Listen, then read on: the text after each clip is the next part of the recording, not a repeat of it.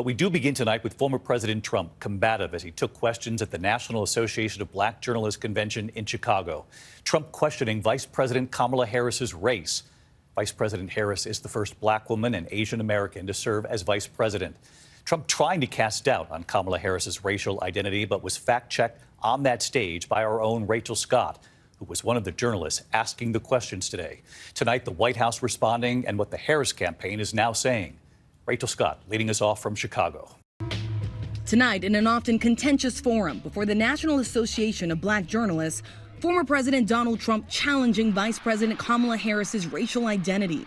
It came after I asked Trump about his supporters' attacks on Harris as a, quote, DEI hire. DEI being short for diversity, equity, and inclusion. Do you believe that Vice President Kamala Harris is only on the ticket because she is a black woman? Well, I can say no. I think it's maybe a little bit different. So I've known her a long time indirectly, not directly very much. And she was always of Indian heritage, and she was only promoting Indian heritage. I didn't know she was black until a number of years ago when she happened to turn black, and now she wants to be known as black. So I don't know, is she Indian or is she black? She is always identified as a black woman. She went to a historically black college. I respect either one, but she obviously doesn't, because she was Indian all the way, and then all of a sudden she made a turn and she became a black person. Just to be clear, sir, do you believe that she is... I think somebody should look into that too when you ask continue in a very hostile, nasty tone. It's a direct question, sir. Do you believe that Vice President Kamala Harris is a DEI hire, as some Republicans have said? I mean, I really don't know. Could be, could be. Harris is both the first black woman and the first Asian American to serve as vice president. She graduated from Howard University, is a member of a historically black sorority, and when she was elected senator, she joined the Congressional Black Caucus. Tonight, the White House calling Trump's words insulting. What you just read out to me is repulsive, it's insulting, and, you know, no one has any right to tell someone who they are. Trump was also asked about his running mate, Ohio Senator J.D. Vance, who has been on defense for past comments calling women without children childless cat ladies who are miserable. Harris Faulkner of Fox News asking, when you look at J.D. Vance, is he ready on day one?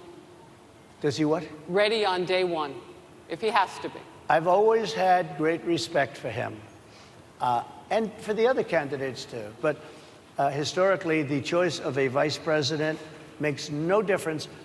You're voting for the president, and you can have a vice president who's outstanding in every way, and I think J.D. is. I think that all of them would have been.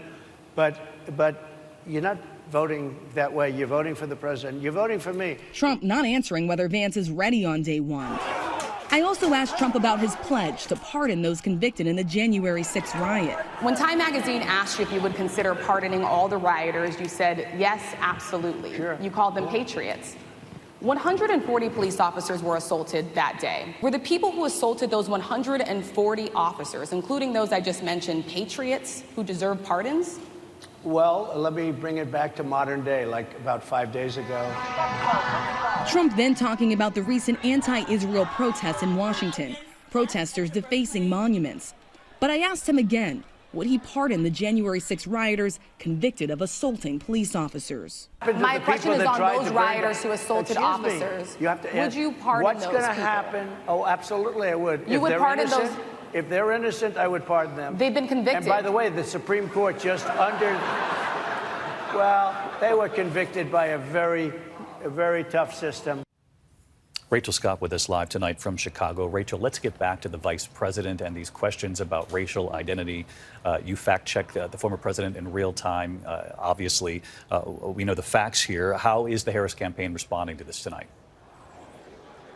David, tonight the Harris campaign is not directly responding to those attacks from former President Donald Trump on Harris's racial identity, but they did release this statement saying, quote, the hostility Donald Trump showed on stage today is the same hostility he has shown throughout his life, throughout his term in office, and throughout his campaign for president. They add, Trump has already proven he cannot unite America, so he attempts to divide us. David. Rachel Scott among the moderators asking the questions today. Rachel, thank you.